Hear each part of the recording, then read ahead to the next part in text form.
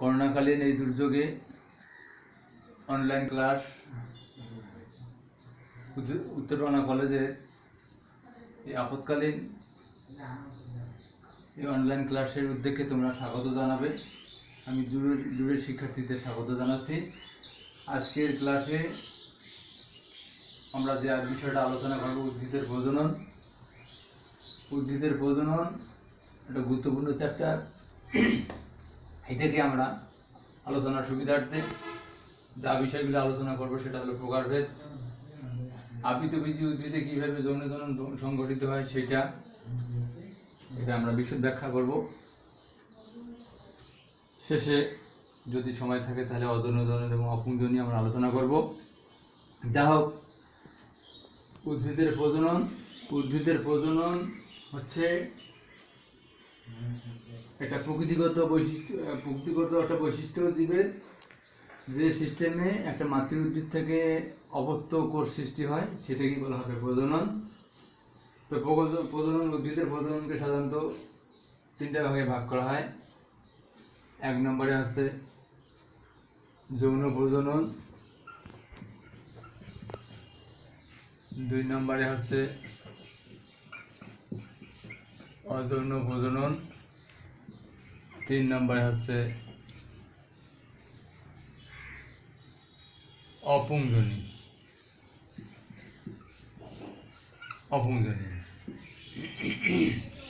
এই তিনটা ভাগে ভাগ করা হয়।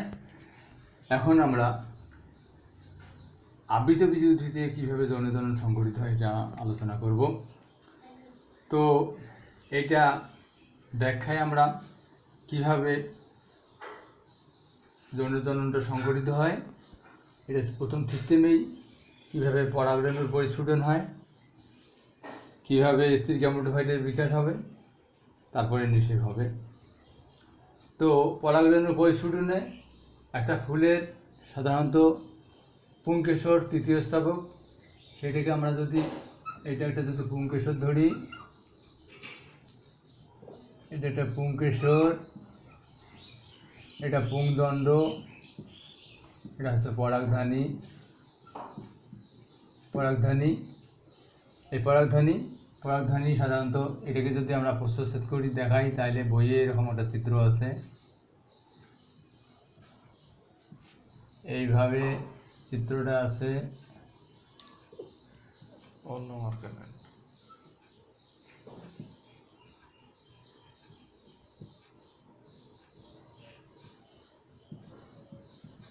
এর ভিতরে সাধারণত পুংরেণুস্থলী অবস্থান করবে। এখন এই পুংরেণুস্থলীর কীভাবে বিকাশ হয়, এটা পরিস্ফুটনটা কীভাবে হয় সেটা এভাবে এটা চিত্রের মাধ্যমে বইয়ে তোমরা দেখবা।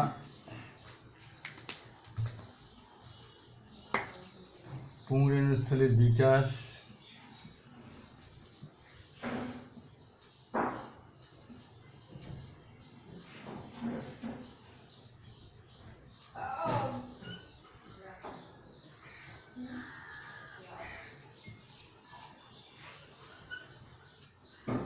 বইয়ে তোমরা দেখবা এরকম একটা গঠন আছে। সাধারণত পুংজনন কোষের একটা মাতৃকোষ হিসেবে কাজ করবে একটি কোষটিকে আর্কিওস্পোরিয়েট কোষ বলা হবে। এই কোষটার উপরের দিকে একটা দেওয়াল কোষ তৈরি করবে, নিচের দিকে করবে প্রজনন কোষ।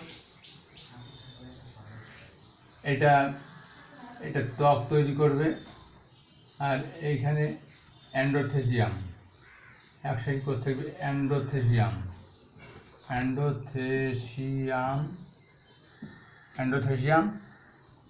এরপরে কয়েক সারি 3 থেকে 5 সারি থাকবে মিডিল ল্যামেলা, মধ্য স্তর, এটা একটা মিডিল ল্যামেলা থাকবে, মিডিল লেয়ার। আর তারপরেই থাকবে ট্যাপেটাম অবস্থান করবে। ট্যাপেটামের কোষগুলো সাধারণত এইরকম হয়ে থাকে।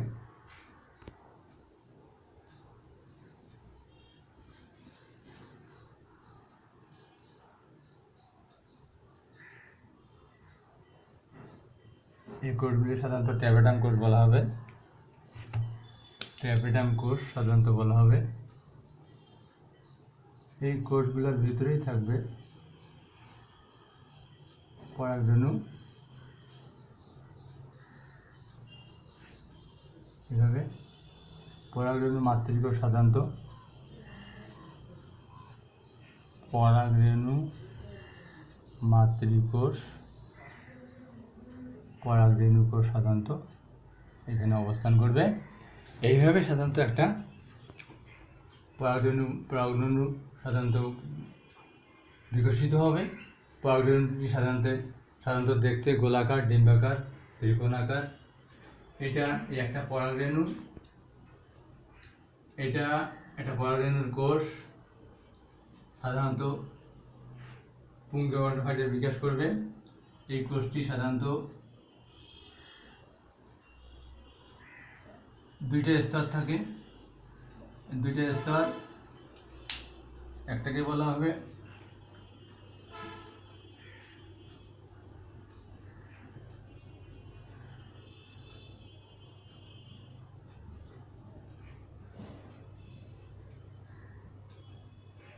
এটা হলো একজাইন, এটাকে বলা হবে ইনটাইন। এই ধরনের দুই ধরনের লেয়ার থাকবে। একজাইনটা হচ্ছে খাঁজ কাঁটাযুক্ত, কিন্তু ইনটাইনটা হচ্ছে মসৃণ। এর ভিতরেই সাধারণত নিউক্লিয়াসটা অবস্থান করবে। এখন কিভাবে এটা পরাগরেণু তোমার বই দেখে নেবা। পুংগেমটোফাইটের বিকাশ হয়ে হবে। একটি কোষ পরবর্তীতে, এই কোষের নিউক্লিয়াসটা পরবর্তীতে দুটো ভাগে ভাগ হবে। একটা বড় নিউক্লিয়াস যুক্ত, একটা ছোট।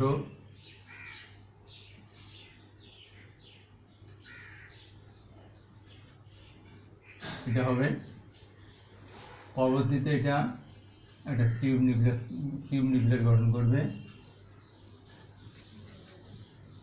টিউব নিউক্লিয়াস গঠন করলে পরবর্তীতে জনন নিউক্লিয়াসটি টিউব নিউক্লিয়াসের মধ্যে ভিতরে প্রবেশ করে দুইটা পুংজনন কোষ সৃষ্টি করবে। এভাবে সাধারণত একটা পুংজনন কোষ তৈরি হয়ে থাকে।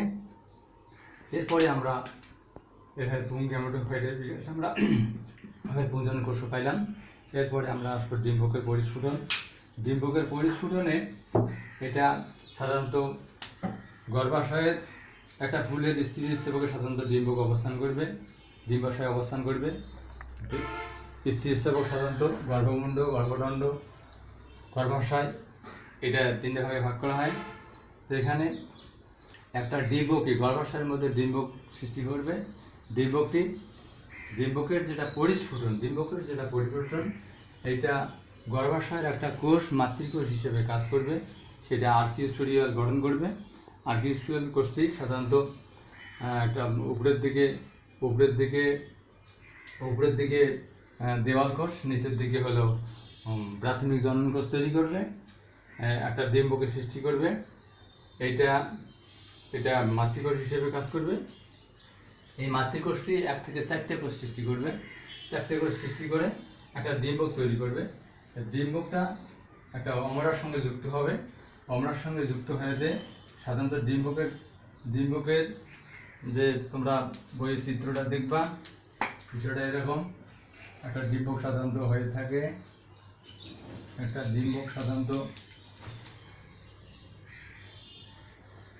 এইভাবে একটা ডিম্বক হবে।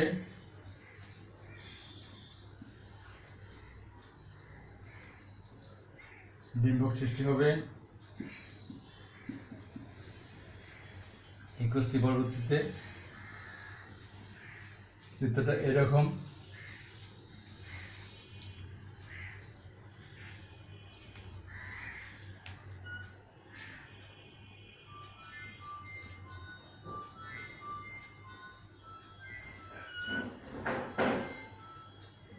এইভাবে একটা গঠন হবে, ডিম্বকের গঠন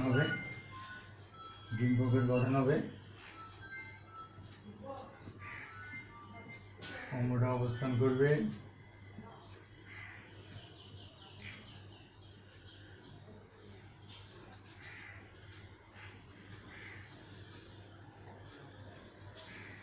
এইভাবে সাধারণত ডিম্বক হয়ে থাকে। একটা ডিম্বকে সাধারণত ডিম্বক রন্ধ্র, ডিম্বাণু, সহকারী কোষ, সেকেন্ডারি নিউক্লিয়াস, প্রতিপাদ কোষ, ডিম্বক মূল, নিউসেলাস সাধারণত অবস্থান করবে। এইভাবে সাধারণত একটা ডিম্বক হয়ে যাবে। পরবর্তীতে ডিম্বকের পরিস্ফুটন হয়ে গেল। আমরা স্ত্রী গ্যামেটোফাইটের বিকাশ হয়। এটা এই স্ত্রী গ্যামেটোফাইট, এইখানে একটা কোষ সাধারণত মাতৃকোষ হিসেবে কাজ করবে। মাতৃকোষটি সাধারণত এটা সরাসরি স্ত্রী গ্যামেটোফাইট হিসেবে কাজ করতে পারে। এই কোষটি পরবর্তীতে মাতৃকোষ হলেই এক থেকে মিওসিস পদ্ধতিতে সাধারণত 4টে কোষ হবে। 4টে কোষে সাধারণত 1টা থেকে 3টা। এটা সাধারণত এই স্ত্রী গ্যামেটোফাইট থেকে যে ডিম্বক তৈরি হবে সেটাতে সাধারণত 3টে সিস্টেম আছে, মনোস্ফেরিক, বায়োস্ফেরিক আর টেট্রাস্ফেরিক হতে পারে।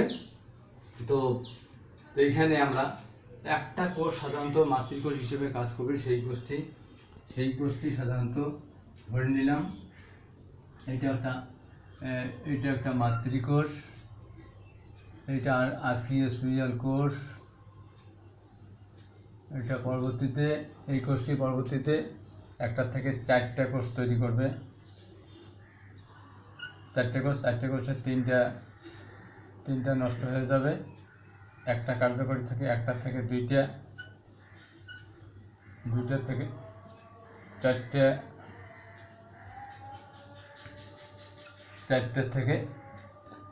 4টে থেকে 8টা কোষ তৈরি করবে। আমরা 8টা কোষ তৈরি করবে। 8টা কোষ তৈরি করলেই এই 8টা কোষ পরবর্তীতে এটা সাজবে। এটা পরবর্তীতে এটা সাজবে। সাজলেই একটা করে নিউক্লিয়াস মাঝখানে আসবে। আসিয়া 2 প্রান্ত থেকে আসিয়া সেকেন্ডারি নিউক্লিয়াস গঠন করবে। এইভাবে একটা ডিম্বক তৈরি হবে।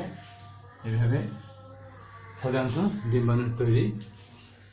ডিম্বাণুর পরিস্ফুটন সাধারণ স্ত্রী গ্যামেটোফাইটের বিকাশ হয়ে থাকে।